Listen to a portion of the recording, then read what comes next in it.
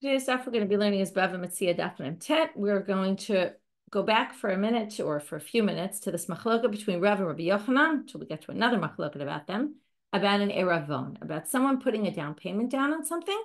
Do we say that kinegdo hu koneh? Again, remember, in the world that ma'ot in general are not konot. Okay, I pay money. That doesn't mean I am committed. However, if I renege on my word or again, we have to be careful here, my word and action, I both paid money and committed to something. So do I get this Misha Para curse? Do I have to keep, in theory, to the entire deal or just to the part that I paid the down payment for? And not just me, but also the other side. Okay, meaning once we lock into a certain amount of money that was paid, do we both have to be locked into that amount? Or does that mean we're locked into the entire thing? Again, with the ramifications being, we're not really locked in, but we are locked in to the extent that we're going to give you a curse if one of the sides reneges. But is it the renege on the part that was paid for? Or maybe the whole thing? So, lema kitanai, we're now suggesting, we're about 8 lines from the bottom of Mem Chadam Bet, that the same machloka between Rav, who says kinegdo hu koneh, it's only the part that the down payment was for, only that amount is what you have to keep to. Rabbi Yochanan says, no, it's the whole thing. Perhaps that is also a tannaitic debate. So let's see the tannaitic debate. We already started learning it. We'll go back to the beginning. A person lends money to someone else, okay? And then the shmita year comes, the shmita year cancels the loan. However, if an object was given as collateral, then the shmita year doesn't cancel the loan. Why is that? Because by shmita it says lo yigos, you can't collect. Now this is already considered collected. Why else do you give a collateral if not to collect the loan? Well, this is going to be a little bit of the question. What if the collateral, now if the collateral was worth the exact amount, okay, I gave you a $1,000 loan and you gave me a watch that was worth $1,000.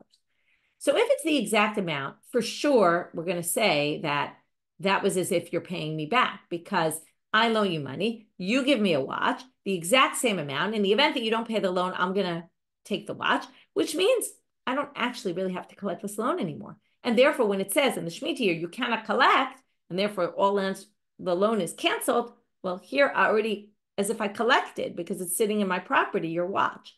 So therefore, shmita is not going to cancel that loan. But what if you gave a collateral that was not worth the value of the loan? You gave something that was worth $200 when the loan was $1,000. So,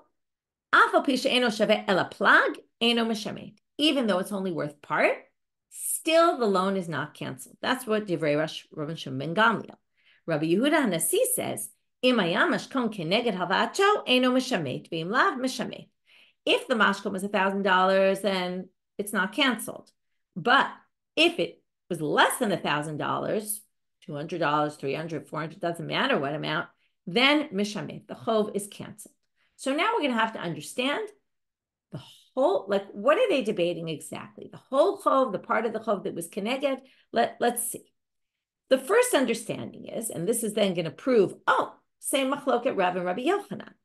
My eno mishamet ka'amar Rashbag. When Rashbag says the loan isn't canceled, ilema kenegdo, if you want to say, well, what he meant is $200 of the loan isn't canceled because you gave a watch that was worth $200. That was already collected. So we're going to view that as just kenegdo, and that would match Rav, who said you pay a down payment, it covers the parallel, right? Just the amount that was covered. So in this case, you gave me collateral for worth $200.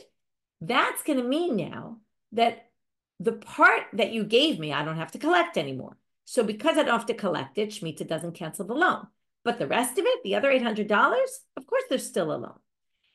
How do we know this? So if you're going to say it's kenegdo, well, we're going to have a problem with this. Because Michlal, the Rabbi Yehuda Nasi Savar, lahach palgan nami mishamet. Wait a minute.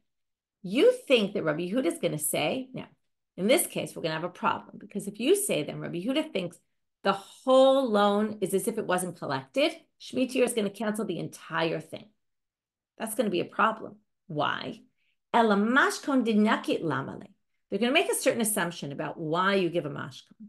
Now, again, this is in a case where the mashkon, the collateral, the object you give as collateral, is not the same value. So why would you give it if it's not the same value? If it's the same value, we know you're giving it to be collected in the event that you don't pay. But if you give an object for collateral that's less than the amount, isn't it also so that you can at least, you're committing to paying at least part of it? Meaning, if you don't pay me, aren't I going to collect from that collateral? Now, if that's the case, then Rabbi Yehuda Nasi can't possibly say the whole loan is canceled, because really part of it is collected. Because what other purpose would I have to taking a mashkon if not to be able to collect some of the loan from there? So if I can collect some of the loan from there, then at least shmita shouldn't cancel the entire loan, should cancel just the 800. But the 200 should still be there because I've already collected that. So it doesn't make sense that Rabbi Yehuda Nasi, that Rav and Shmuel Gamliel saying part of the loan is canceled and part of it isn't. And Rabbi Yehuda Nasi saying the whole thing is canceled. Doesn't really make sense, because what other purpose would there be for a mashka? Therefore, what are we going to say? And here we're going to get to the machlok Rav and Rabbi Yochanan. Elalav shmamina, it must be that when Rashbag says Eino Meshamet, what is when Rashbag says Eino Meshamet, what does he say? My Eino Meshamet ka'amar Rav and Shmuel ben Gamliel, Eino Meshamet kulo. And then, sorry, I said something in the beginning that wasn't right, that he was going to match Rabbi. I said that by mistake. But before, the first reading didn't connect it at all to this machlok. But now, since we can't do the first reading, because it makes no sense that Rabbi Yehuda Nasi doesn't think that the collateral was given to be collected, and therefore, right, it has to be Rabbi Yehuda Nasi thinks at least part of it is canceled, the part that's keneged the mashkon. So now it's going to fit exactly into Rav and Rabbi Yochanan. Rav Shimon Gamliel is going to say, Eino Meshamet bekulo, the whole loan isn't canceled, even though you only gave me part of the amount. Part includes the whole. That's Rabbi Yochanan. Umay Meshamet ka'amar Rabbi Yehuda Nasi. When Rabbi Yehuda Nasi says the loan's going to be canceled anyway, what is he talking about? The loan is going to be canceled. Which part of the loan? The 800 that you didn't give me collateral for. And here's exactly the root of their machloket. Rav and Shmuel ben Gamliel savar keneged kulo hukoner. Shimon Gamliel says this is keneged the whole loan, right? You gave a collateral for 200. That's as if I collected the whole thing. Just like when you give a down payment, it's as if you committed to the entire deal, as if both sides committed to the entire deal. So therefore, that's like Rabbi Yochanan. But Rabbi Yehuda Nasi saval kenegdo hu koneh. And Rabbi Yehuda Nasi says, no, you gave part, so that's going to cover your part. Your part, the loan isn't going to be canceled, the part you gave, but the rest of the loan for sure can be canceled. And that's just like Rav, who says, if I gave a down payment, then we are linked into just that amount we're committed to. We're not committed to any more than that. So it sounds like the exact same machlok. In which case we have a machlok tanaim about the same thing that Rav and Rabbi Yochanan are arguing about. But now the Gemara says no. Let's go back to reading number 1 and let's explain it better. My Eino Meshamet ka'amar Rav Shimon Gamliel lahach pal gadina kitale mashka. When Rabbi Shimon Gamliel says shmita here doesn't cancel the loan, he meant the $200 part of the loan, not the rest of the 800. You didn't give me collateral that covered 800, so of course that part of the loan is canceled. And what was our whole problem with this answer? Well, Michlal de Rabbi Yehuda Nasi Sara lahach palga dinakadali mashko nami mishamet. Rabbi Yehuda Nasi then holds that the entire loan is not considered collected. How could that be if there was a mashkon, right? That's what we're going to have to explain. But he says the entire loan is canceled because it's as if you didn't pay me anything because the collateral didn't add up to the value of the loan. So what was the purpose of the object then for collateral? If it wasn't for collection, right? Before we thought it was totally obvious that why would you give me collateral even though it's not worth the amount? Because at least, it's really, why did I demand an object for collateral if I wouldn't demand from you the entire value of the loan? It's because, right, we assume it's because at least I want some of it to be easily collected, and that created a whole problem with Rabbi Yehuda Nasi's opinion. To which we say here, no, you could say I took the collateral for a totally different reason. I don't plan to ever collect the loan from this watch, because anyway, the watch doesn't even come to the amount of the loan. But lezichron dvarim ba'alma, I took an object for collateral so that if you claim what are you talking about? We don't have a loan. Or you claim I paid back the loan already. I say, well, then what am I doing with your watch? And then I can prove that you obviously didn't pay your loan back. So that's why I take the collateral. And therefore, Rabbi Yehuda says the collateral is not for collection purposes. Again, you would have to say only when the collateral doesn't equal the value of the loan. If the collateral equals the value of the loan, even Rabbi Yehuda Nasi is going to say it's for collection purposes. But if it doesn't equal the value of the loan, then for what purpose is it? It's for zichron tvarim. And Rav Shimon Gamliel will say, no, it's to collect. Since it's to collect, the part that you gave me money for is not canceled. The rest of the loan will be canceled. And Rabbi Yehuda Nasi says none of it's canceled because it's as if you didn't collect anything of the loan. And in the end, we see the machlok, it's not the same as Rav and Rabbi Yochanan. Now we're going to move on to a story. A little similar to the story we saw yesterday. Rav Kana Yavu lezuze akitana.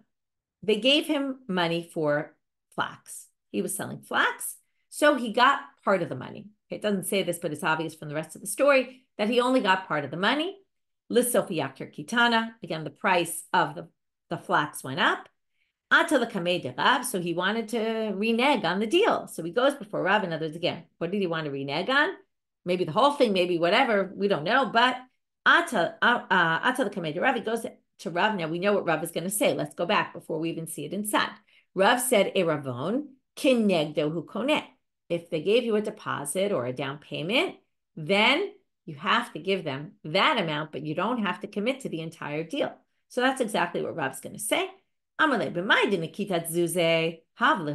they gave you money for, you have to give them. Ve'ida dvarim ninhu, and the rest of it is just your word alone. It's just a verbal agreement. Okay? In other words, the part that they paid for, and now we're going to talk about these three gradations. We have one, okay, the first option is you paid money and the person pulled the item, right? In other words, you already, or let's say they didn't pay money, but you gave let's say it was Rav Kahana, he gave them the flax without them having paid. Okay, at that point, once they pull the flax, that is a done deal, right? Everybody agrees that's halacha, because ma'od or not kono, but the other is. So now that's one category. Then we have category two, which is, and I see this is going to address your question, I see you're asking in the chat. Category two is you paid money. If you paid money and you renege on the deal, then there's a misha para, there's a curse. You're cursed for doing that. Okay, that's category two. But you could do it, you shouldn't, and you'll get a curse. But technically, halachically, if only the money was given, ma'ot are not konot, right? They don't cause this transaction to be complete, but it's enough to get a curse because you've paid money. But if it's just speech alone, just a verbal agreement, now we're going to have a machloket about this. And Rav holds a verbal agreement alone is nothing. Okay, now you might remember, we saw yesterday, and I'll remind you of this, and we're going to come back to this, because they're going to raise this as a question against Rav, and they're actually not going to quote the whole thing, and they're not going to quote the important part. So let's just go back there for a minute. At the top of Memchet Amud Aleph, the first words of Memchet Amud Aleph, we brought this braita. Rabbi Shimon says, okay, the main part being money doesn't make you acquire the talit, but right, the rabbis can't force you to give the talit over. However, amru misha parami anshe dor mabul blah blah blah blah blah, right? Huatili parami misha no maybe dibuko. God will punish you for this, or you'll get a curse, okay, for not keeping to your word. But again, it's not your word really; it's your word and having paid money. But it then says, if you just have a verbal agreement alone, lo kana, if you change your mind about it, it means the rabbis aren't pleased with you. Okay, but it's not that you get a curse. So there we saw the same three categories, okay, that, the talit is koneh the zahav, that case, you're totally in. You can't change anything. Kesef, you paid, mishapara, if you renege. And then we had just verbal agreement. Well, the rabbis aren't pleased with you. But Rav says, just verbal agreement is nothing. He doesn't believe that ein ruach chachamim nochem. He thinks, and this is very interesting, he thinks that verbal agreements are meaningless. Now, You might say, how could he say that? Well, let's think about it in our world. What do you say when someone commits to something? Get it in writing. Because we all know that if you just said it, you can go back on your word. And therefore, you don't really assume that anyone is really committing to something until they sign. So that's what we're saying here. Until they paid money, until they did something, nobody really believes, in other words, what does it mean? You committed to something to me. I don't really believe you committed until you actually take action about it. Verbal agreement is really, and therefore you can renege, because if I didn't really believe you, then it's okay if you change your mind, because there wasn't really a full agreement between us. So that's Rav's approach. We're going to have to say, what does he do with that source? Because that source clearly says, so basically, now our case is it's not so confusing, but a little confusing, because there was money spent, but it was only money on part of it. So Rav basically splits it, which fits perfectly with Rav. Rav says, anyway, when you give a down payment, it's only kenegdo. So the part that they gave the down payment for, Rav Kana, you have to pay out. The rest of it is just considered a verbal agreement, and that fits totally within Rav. And then it's going to fit with this other opinion of Rav, which is if you renege on a verbal agreement, it's not a problem. And that's what we're going to read now. What's mechusarei amana? It means we don't view you as a dishonest person. If you renege on a verbal agreement, we don't view you as dishonest. And now we're going to see that this is another machloket between Rav and Rabbi Yochanan. De'itmar, dvarim, Rav amar em bahem mishum mechusarei amana. You're not considered dishonest. Rabbi Yochanan amar yesh bahem mishum mechusarei amana. You are considered dishonest, and that goes with, it really means one and the same effect when this is quoted in the Shulchan Aruch uses both terminology. You're mechusarei amana and ein ruach chachamim nechehimenu. The rabbis aren't pleased with you because you're dishonest. Okay, so we have this debate about, does a verbal agreement make you a dishonest person or not? What are the ramifications of this is a good question, right? You have to figure out so if you're considered dishonest, does that mean we won't accept your testimony in court? Does that mean, right, what are the ramifications of it? Or is it just saying you shouldn't really do this, but maybe there aren't real ramifications? Okay. Now we're going to bring two questions against Rav from tannaitic sources, and then a question against Rabbi Yochanan from something Rabbi Yochanan himself said. So the first question is from a different source that we haven't seen yet. Rabbi Yossi Rabbi Yehuda Omer, Ma Talmud lama hin tzedek. Okay, this pasuk that talks about be honest with your weights when you're, selling things. And it says there, efa tzedek v'hin tzedek. Be honest with your efa, be honest with your hin. These are volume measurements, and there's 6 hin to an efa. So they say, why say hin? If you said efa, and there's 6 hins in an efa, then halo hin bichlal efa haya, right? The hin is just a part of a percentage of an efa. So why do you have to say be honest with your efa and be honest with your hin? You could have just said efa. Ela lomar lecha. Well, we're going to darshan the word hin. Now, hin can be also read as hein. Hein means yes. So ela lomar lecha sheyeh hein shalchat tzedek v'lav shalchat tzedek. It doesn't just mean your measurement should be honest, but you should be honest with your yeses and your nos, meaning verbal agreements. So it sounds like you have to be honest with verbal agreements against Rav, who says you don't. Amar Abaye. Now that means to explain this according to Rav, you can explain that's shelo yedaber echad b'peh ve'echad b'lev. There's different ways of being dishonest. Dishonest or reneging of verbal agreements. We thought we were talking about reneging of verbal agreements. You agreed to something, and then as Rashi explains here, the price changed, right? That was the Rav Kana story. The price changed, and that caused you to want to change what you committed to. That's okay. When this Braita talks about hin, and when you commit to something, you should be honest about it, is talking about at the moment you commit. You say, I'm going to sell you this, and you really have no intent of selling them. You just lied to them. That's echad b'peh ve'echad b'lev. You're saying something, but in your heart, you believe something else. That's dishonest. And even Rav would obviously agree that's dishonest. But if you wanted to renege because of a price change, that's a different story. Now, I just want to point out that that's Rashi. Rashi says it's reneging because of a price change. There's a middle ground, though. It's not that and not that. Right? One is at the time of the transaction, you're already lying. The other is you were honest at the time of the transaction, and then something external changed, like a price fluctuation, and that caused you to want to change so that you don't have a loss. What if it's in the middle? What if you were honest at the time of the transaction, but the next day you decide you don't want to part with what you're selling. You're just not in the mood to sell it. Can you renege? Is that okay according to Rav or not? Right? So according to Rashi, it sounds like that wouldn't be okay, because it's only okay because something changed that's going to cause you a loss. What if it doesn't cause you a loss and you just want to renege? But some of the commentaries think that Rav would think even in that case, you're not doing chab b'peh v'chab b'lev. You were honest at the time of the transaction. You just changed your mind and didn't want to sell it anymore. So that might be okay. So there's a machloket about that middle case. Okay. Second question against Rav. Metzia. Rabbi Shimon Omer. And here it goes back to what I quoted before. And I specifically read it to you because they don't quote here the most important part. Okay. Because remember, there were two cases or three cases. There was the talit koneh hakesef.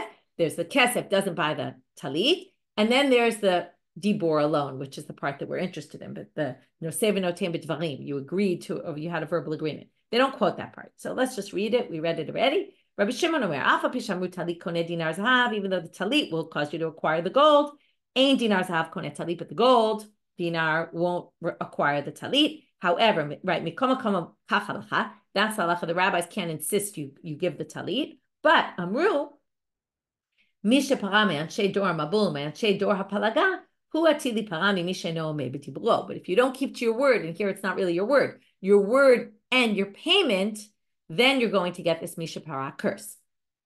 They stopped the bright year, but they really need to read the continuation, which is, but if you just said something, committed in words, then we're going to say the rabbis aren't pleased with you. So how do we explain that according to Rav? And the answer is, tannaitic. We'll say it's a machloket tanaim. And how do we know that? Because we're now going to quote a Tana who holds like Rav. And then we could say, okay, Rav didn't hold like Rabbi Shimon, he held by this Tana. Titnan, there's a Mishna that says, Maaseh Rabbi Yochanan ben Metzia, Shamar lebenot, say uskor lanu poalim. Rabbi Yochanan ben Metzia went to his sons and said, go hire us workers. Halachu pasak lahem mizono. So the son goes out and hires the workers and promises them he'll give them meals. Ukeshabayit tel Aviv, when he goes back to his father, Amar lo, beni, afilu eta oseh lem sudat shlomo b'shato lo yatzati yedei chovatchai mahem. Even if you give them a meal like Shlomo would serve to his people, the most lavish meal you could think of, even that's not enough. You committed to them food. They could claim they want the biggest, fanciest meal there is. Why? Shehem b'nei Abraham, Yitzchak, Yaakov, because they're the sons of Abraham, Yitzchak, Yaakov, and they're deserving of the best of the best. So therefore, that was a terrible commitment you said to them, that you just said, I'll give you food. Food could mean anything. They could demand from us so much. Ella. So therefore, go back to them. Make sure you get to them before they start working. Change what you said. Let's go back on your verbal agreement of giving them food and say, I'm only going to give you bread and some legumes, and that's it. Now, if you think that going back on your word is dishonest, will make you a dishonest person, how could Rabbi Yochanan ben Metzia have told him to change what he said? So here you see there's a Tana who holds that it's okay to do this. It's okay to renege on a verbal agreement. But the Gemara is going to say, that's not necessarily the way to read this. Whether or not the Gemara concludes as a machlokah between the commentaries, whether this means that we're left with a question on Rav, and some people say, in fact, that's why we hold like Rabbi Yochanan, or whether you could answer this answer and we're just trying to provide an alternative explanation. How would Rabbi Yochanan read this source? So it's not so clear whether we reject the answer entirely or we're left with the answer, but we're giving also an alternative explanation. Shane Hatam, this is a unique case. Why is this a unique case? Because what's the whole idea of verbal agreements? I said before, when I promised you something, did you really believe that I was promising you or not? So now we're going to say, the workers knew that it was Rabbi Yochanan ben Metzia's son who had promised the food, and they weren't clear that it was a firm commitment. Why? My time. They know that the son isn't the one doing it. It's the father. And they know that the son's going to go home, tell the father, and the father might change. So they didn't really rely on it yet. To which the Gemara says, well then, if they didn't really believe it was an agreement, then why did he say to the son, go get them before they start working? Even after they start working, you should be able to change his mind. No, because they assume, right? They assume that there's a little time factor here or action factor, meaning until they start the work, the son could come back and say, listen, my father didn't really agree with me. But once they start working, they assume at this point that if Amru, they would say, Meimar Amar Kameda Avu Avanichale. He must have told the father, and if the father hasn't the son hasn't come back and changed anything yet, by the time they start working, they assume at this point that it's a done deal. So that's why there's this distinction, and that's why the son was allowed to change it, because it wasn't really a firm commitment. They knew, the other side knew it wasn't a firm commitment. But in a regular deal, maybe it would be a problem. So again, it's unclear whether we kind of answer the question according to Rav, but then we raise a problem with the answer. So does that mean we have no answer? Or does it mean, well, we're just providing an alternative how Rabbi Yochanan would read this? Now we're moving on to question Rabbi Yochanan. He himself said, before I read the continuation, let's think what we would think Rabbi Yochanan said. Rabbi Yochanan said, if you renege on your verbal agreement, basically the rabbis aren't pleased with you. Now it says here, if you say to your friend, I'm going to give you a gift, what happens if you change your mind? We would say the rabbis aren't pleased with you. You promised something, you didn't keep to your promise. Well, it says here, Yachol lachzor bo. You can change your mind. So first of all, they say, Yachol, pshita. Obviously, you can change your mind. It's just the rabbis won't be pleased with you. But of course, you can always not give the gift. I mean, we might say bad things about you, but you can always do that. Ela must mean he means mutar lachzor bo. You're allowed to change your mind about it, meaning nothing, we won't consider you dishonest. So how does Rabbi Yochanan say that? He said, verbal agreements, we're going to consider you dishonest. Papa, to answer this question, he says, Mode Rabbi Yochanan b'matana mu'etet desamcha da'atayu. We're going to distinguish between a big gift and a small gift. If I say, I'm going to give you my house, if you believe me, as a gift, if you believe me, you'll say, I'll believe it when I see it, right? If I say I'm going to give you some flowers tomorrow, you assume that I'm telling the truth because that's not such a big deal. So that's the distinction. When he said, Matanani noten lecha yachol lachzor bo, we're talking about a really big gift. When he said, we're going to treat you as not trustworthy, if you promise something and you don't keep to it, that's a small gift. Hachinami mistaber, and we're going to further prove this to Amar Rabbi Yavau, Amar Rabbi Yochanan, because from another statement Rabbi Yochanan said, Yisrael she'amar leben Levi. Yisrael goes to a Levi and says to him, Kor ma'aser yesh lecha biyadi.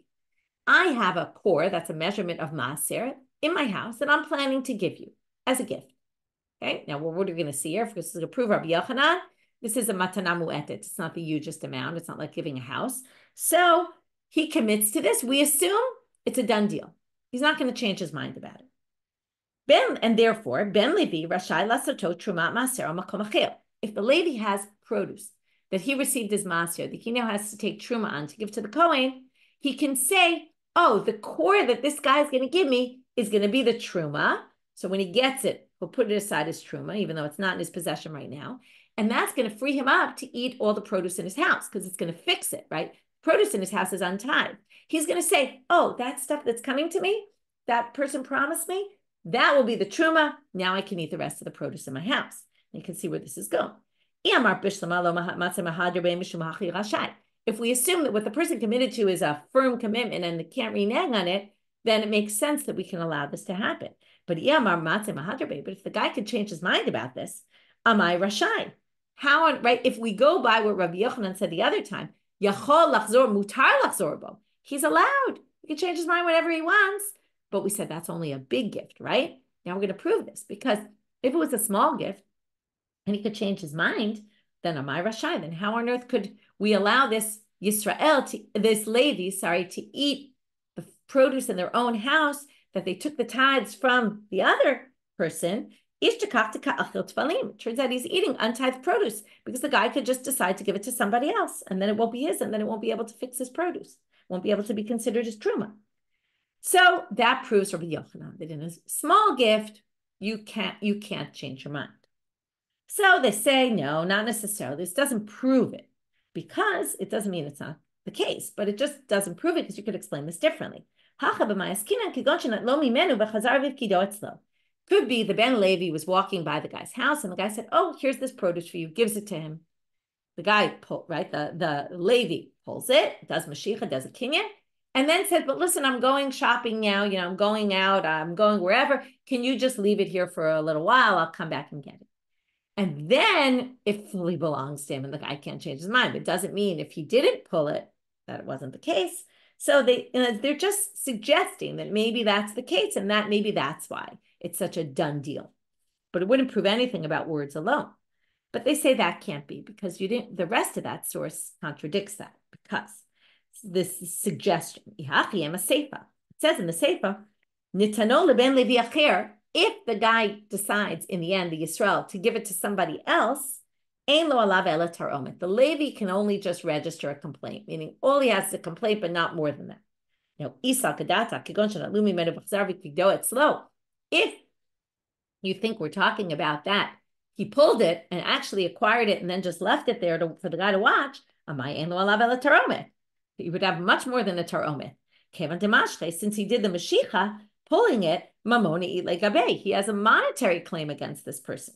And therefore, therefore, it must be that he didn't pull it. And therefore, it must, yes, prove what we tried to prove from there. That Rabbi Yochanan, we distinguish between a matanam rubam, matanam eten. So Rabbi Yochanan in general thinks if you don't keep to a verbal agreement, the rabbis are not pleased with you. You're called mechusarei amana. You're someone who is not trustworthy, is a dishonest person, but not if you promise some crazy, unusual thing that it's unlikely that the other person even thought that you were being serious, didn't take you seriously, and therefore it's not. Right? This goes back to, we've talked about, when parents bribe their children. The children don't know sometimes that they're just giving a bribe that they're not really going to pay up with, and it's not really considered breaking a verbal agreement. Or one could claim maybe it is. But anyway, one could think about it that way. Now we're going to see a story, and then we're going to have two versions of the story. The first version connects directly with this. The second version is going to say this is really a different story. A person gave money for sesame. And then the price of sesame went up. So the sellers came back and said, oh, we ran out. Okay, they were lying, but they basically said we ran out because they don't want to sell the shumshame, the sesame. They want to go sell it to someone else for a higher price. Shkol zuzeh. Take your money back now. Tell me what the halacha is. What's the halacha? They can say that, but they're going to get a mishpah, right? Because this is the case of money. This isn't, we're back to the money case where someone paid money already and they have to keep to their part of the deal, but they don't really because ma'ot lo konod, right? They don't cause the deal to be final. So technically speaking, they can renege and the court can't force them to do their part of the deal, but they're going to get cursed for doing this. So they said, take your money back. But now the story gets a little more tricky because lo shakil zuze. The people who gave the money didn't come take the money back. Ignuv. And in the meantime, it got stolen from the seller. The question is the seller responsible? So after the Kamei to Rava, they go before Rava, Amrle, he says to them, you told them to take their money. And technically, halachically, you can tell them that. And they didn't take their money? Not only you're not a shomer sachar, which would have responsibility for theft. In other words, you're not even, not only you're not a shomer sachar, and maybe you'd be a shomer chinam, but you're not even a shomer chinam, meaning you don't even have to swear that it was stolen. You're not responsible at all. It was their fault for not taking the money back from you. So basically, he sided totally with the people who, number one, lied and reneged on a verbal agreement. Okay, they lied because they said we don't have the sesame when they did, and they reneged on a verbal agreement. But Rava said, technically, halachically, there was no sale here. So you were right, and they were wrong for not picking up the money from you, and therefore, you're not liable. You're not responsible for the damages, for the theft. Amrle Rabbanan the Rava. But what happened to the Mishparat, right? Habai l'kibule ale Mishparat. The guys reneged on a deal after they got the money. They should be cursed. Amar Luhu Hakinami says, yes, I agree. They get the Mishpara curse, but they're not liable for the theft. Amar Rav Papi. Rav Papi says, I have a different version of the story. And who did I hear it from? Ravina. Amarle Ravina. Ravina told me, Lediti Amarle Ahume Rabbana. Ravina said that I heard this story from the guy who was in the story himself. The guy who got the money, or well, we'll see. Maybe he didn't get the money, and we're going to see what the story was. Rav Tavit Shmei, his name is Rav Tavit, Va'amrele Rav Shmuel Bar Zutra Shmei. There's two versions about who this was, but notice he's a Rav, and not only is he a Rav, but this guy is known. You could promise him the whole world, meaning, the way we would say it nowadays, you could tell him, I'll give you $1 million, and lo have kamashani b'dibure. He would never go against a verbal agreement. He would never renege. Okay, so we're basically saying this was 100% honest person. So you got the details in the story wrong, and here are the details. Okay, and you're going to see what's similar, what's different in this version. And the guy told him, B'didi havi uvad. He said to Rabbanit, the case happened with me. It was right before Shabbat. Now I was sitting in my house. I hear a knock at the door. He said, do you have any sesame to sell me? So it was with sesame, the story, and it was with selling sesame, but turning out Amabet, lo. He said to me, I said to him, no, I don't have sesame. So there was no sale of sesame. I didn't even have sesame. It's true, they said I didn't have sesame in the other version, but that was lying after they had already committed. I said, I don't have sesame. So now remember, it's just before Shabbat coming in. Listen, it's almost Shabbat. I don't have time to get home and bring my money home. So can I just leave the money here in your house on Shabbat? He says, my house is your house, right? I mean, the word literally, my house is in front of you. In other words, sure, leave, put it in my house. So he left it in his house and it got stolen. So they go before Rava, is this guy who they put in his house, this Rav Shmuel or Rav, whatever his name is, they weren't sure his name, Rav Tavit. Amarle. So what does Rava say? Kol habeta kamach. When he said, my house is before you. Now here comes the same line we saw before. Lo shomer sacher, lo mibaya shomer sacher delahava. Of course, you're not a shomer sacher. He wasn't paying you. But ela afilu shomer chinam nami hava. You're not even a shomer. Okay, you're not even watching it for free. Because all you said is, you can use my house, but you didn't say, I'll watch it. You can use my house. All risks on you. So therefore, you're not responsible. So now, when he told this version of the story to Ravina said, or maybe when Ravina told Rav Papa, said, but what about the part about the Mishapara? Then it does sound like someone reneged on someone's word, and you're basically saying this has nothing to do with that. It's Ravina still talking. And that rabbi said to me, that wasn't part of the story. Okay, here you see about how stories and different versions of the same story get passed down. He said there was no Mishapara in the story. I don't know what you're talking about. Okay, so two versions of the story. Again, the first version had directly related to our situation of someone giving money and then reneging. Second version had nothing to do with our story, more belongs in laws of Shomrim in the previous chapter. Rabbi Shimon. Now we're going back to Rabbi Shimon. The money's in your hand. You can renege, but not the person who paid you the money. Tanya. And that's all because of the Sheminist Refuki Tachabaliah. We're concerned about the seller, that maybe it'll be burning in their attic, and therefore they'll change their mind. So that's why according to Rabbi Shimon, it's just on that side. Tanya. Amar Rabbi Shimon. Now we're going to see a braita that expands a little bit about Rabbi Shimon. In Matai, when is this? בזמן שהכסף הוא פירות ביד מוכר. אבל הכסף ביד מוכר, פירות ביד לוקח, אינו יכול לחזור בו. The seller can renege if the kesef is in his hands and the payroll is in his hands, meaning he hasn't given over the fruits, the produce. But if the kesef is in the seller's hands and the produce is already in the buyer's hands, אינו יכול לחזור בו מפני שכספו בידו. He can't renege because the money is in his hands. Okay, so they think right now his hands means the biyado. They think biyado means the seller's hands, which makes no sense. So first they ask biyado, biyad mocher. It's the money's in the buyer's hands. I'm sorry. They thought it meant biyado means in the buyer's hands. They say, what do you mean in the buyer's hands? It should be in the seller's hands, right? That's what we just explained.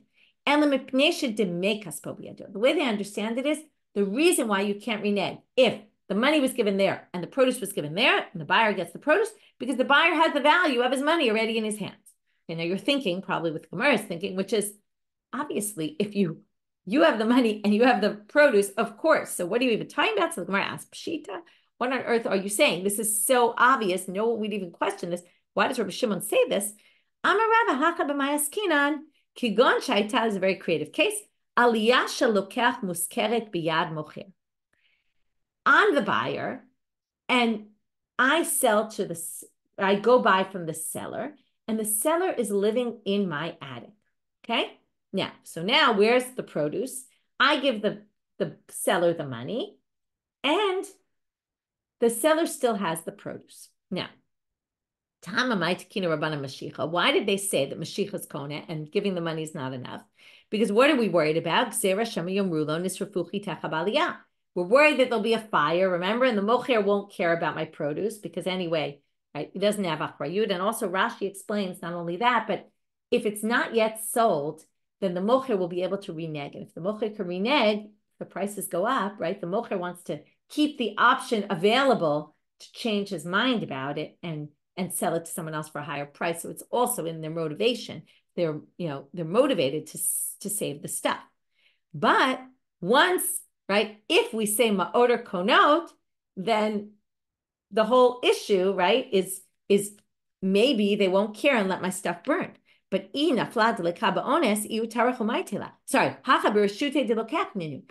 this case, I live downstairs. If there's a fire, I'll go save the produce because the whole problem is it's in someone else's domain. But if it's in my house that I rented to him, I'll know when there's a fire. I'll go save it myself, and then there's no reason for the gzera.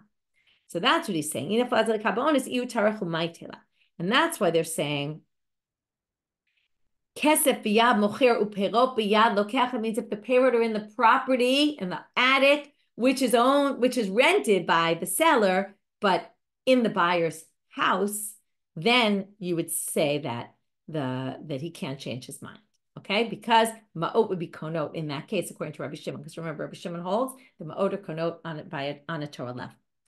Okay, one last story for this section, then we'll move on to the next Mishna. It's a very long daf today. Someone paid money for wine. Then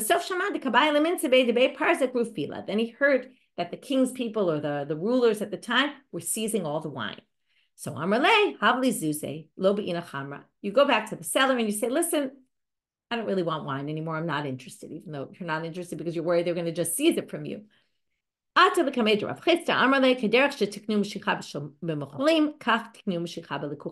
is basically saying we don't hold like Rabbi Shimon. Just like the seller can renege, the buyer can renege, and therefore you can go and renege on the agreement, and he can actually get his money back again. Should get a mishapara, but technically, halachically, he's allowed to go back. And now we're moving on to laws of ona'ah. Okay, ona'ah is misuse of consecrated property. I'm sorry, I don't know why I just said that, but that's me'ilah. I have some other sugya in my head. Ona'ah is when you overcharge or undercharge. Now, I'll just give you some background. We're going to say ona'ah is a sixth, although we're going to see there's a machloket about it, maybe a third. It means if I overcharge by a sixth or underpay by a sixth, then the seller or the buyer can renege on the deal and say, I want my money back. They can basically, what they can do is they can get the extra money back that they paid. If it's more than a sixth, they were overcharged or underpaid, then they can actually cancel the whole mekach. That's called bitul mekach. And if it's less than that percentage, then it's called mechila. We assume the buyer or the seller was willing because that's not such a huge price difference. Okay, that's the way ona'ah works. So now that's going to be our main topic. This is just a little background. Ona'ah, how much is it? Arba'ah kesef me'esrim ba'arba'ah kesef l'sela. Okay, if there's 24 me'ah in a sela, then if it's 4 off from the 24, we're going to get to later. It was 24 and you paid 20 or 28 or was it? We'll get to all that after. But a 4 off difference from 24. That's 1/6, right? Which they tell you shtut lemekach. Shtut is 1/6, so that's a sixth of the price of the item. Matai mutar lachzir. Is there a time limit on this? Yes, a very small time limit.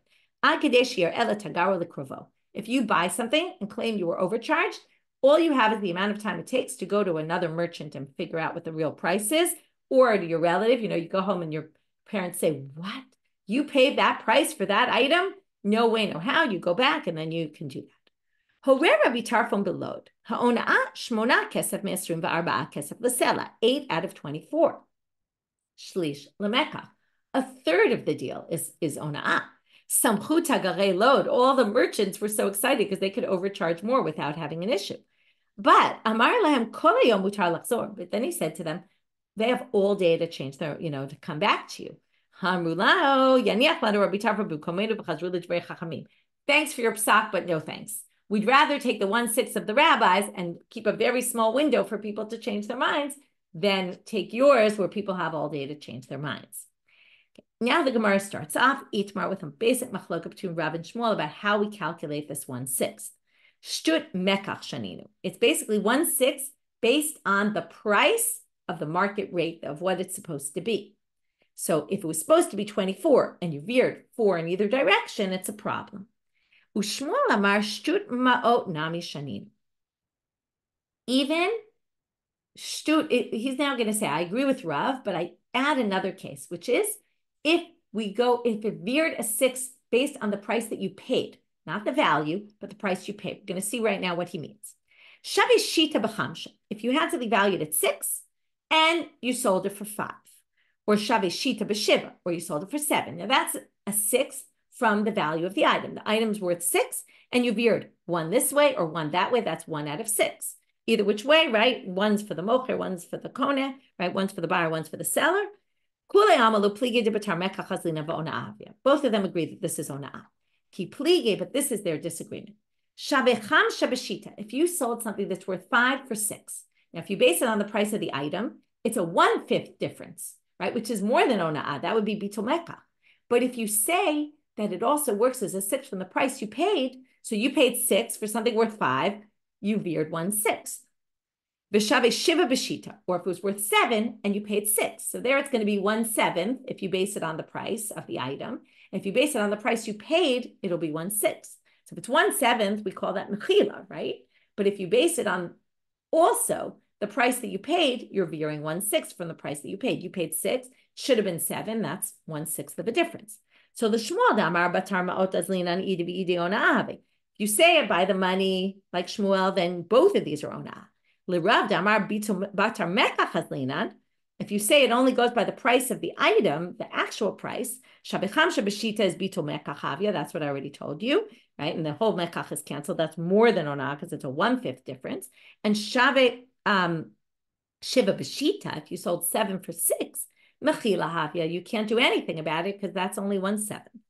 Shmuel amar ki amrina mechilu bitul mekach. We're just now explaining Shmuel again. This is a little repetitive. When we say mechilu bitul mekach, in other words, you have to try both calculations.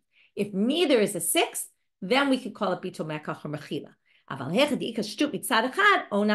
But as long as one way of calculating gets you to a 6, whether based on the market price or based on the price you paid, like we just saw, then you can call that ona'ah. So we'll start with the first question, just so we don't leave too much for tomorrow, but we won't finish till the end of the daf today. We'll do the first question. Tnan. Ha'ona'ah arba'ah kesef me'eslim va'arba'ah kesef l'sela. Now notice the Mishna didn't say how much you paid. It just said 4 off from 24. So for whatever reason they think, right, shtut l'mekach, so that's a 6. My lav de zamen shave eslim be'eslim va'arba'ah. They think that it's talking about a case that you had something worth 20 and you sold it for 24. Now, if you say that's the case, okay, they're just assuming when you say 4 out of 24, what they meant is something was worth 20, you paid 24. Now, shmamina, shtut ma'ot nami shaninu. Now, according to that, what's the shtut? The shtut is based on the 24, because it's 1/6 of 24 is 4. And then the price was 20, but you paid 24, and the 6 is valued based on the price that you paid. So that would prove Shmuel and not Rav. To which they say, why do you assume it's that? Lo, dezavin shave eslim ve'arba'ah be'eslim. It's still the same numbers, 20 and 24, but it's that you sold an item worth 24, you sold it for 20, you underpaid. But it's still a 6 based on the price of the market price. And then it's not a question on Rav. But they say, wait a minute, if you're saying that, who was ona'ad in that case? Who was frauded? Minatana, the mocher, the seller. But look at the continuation of the Mishna. The Mishna continues, the next line is about the buyer being defrauded. How much time do you have to complain? To go show somebody else. The mocher can always, there's no time limit on the mocher, according to Rav Nachman. which means the next line is talking about the seller, which means you can't say it was 24 sold for 20. That would be underpaying, and that would be a problem for the seller, not for the buyer. So they say, no, we have a better explanation of what this will end. Now they say, who said it was 20 and 24? You could say it's 24 and 28. You sold something that was worth 24, you sold it for 28. With that, we resolve everything. It works for Rav because it's 1/6 based on the market price. And it's also a problem for the seller and not the buyer because it was a case of overcharging. And with that, they said, basically, this isn't a question on Rav. Okay, we're really late, so I'm going to do a really quick summary. We started with suggesting that the machloket Rav and Rabbi Yochanan about eravon kenegdo or keneged kula. Does the down payment mean you're committed to just that part or the whole thing? There's also a tannaitic debate with the shmita case. We said in the end that's not the debate between them. It was more about the mashkon and what the purpose of taking a collateral is when it's not worth the value of the loan. Then we moved to some stories that highlighted this. With that, we got to the whole thing of a verbal agreement. And is reneging on a verbal agreement a problem at all, or is it totally legit? And that was another machloket Rav and Rabbi Yochanan. We had some questions on them and resolved them. Then we had some stories that related. Then we went back to Rabbi Shimon and the Mishna, talked a little bit more about his opinion and brought a further story. And then we moved to ona'ah. And basically we see 1/6 or 1/3. And then the question is, what's the time frame? And then we had a big machloket Rav and Shmuel. Is the 1/6 calculated only by the market price? Or also you could claim ona'ah if it's also based on 1/6 of the price you actually paid compared to the market price. And with that, we finished for today. We'll continue with that topic in tomorrow's daf. Wishing everyone a good day and B'sorot Tovot.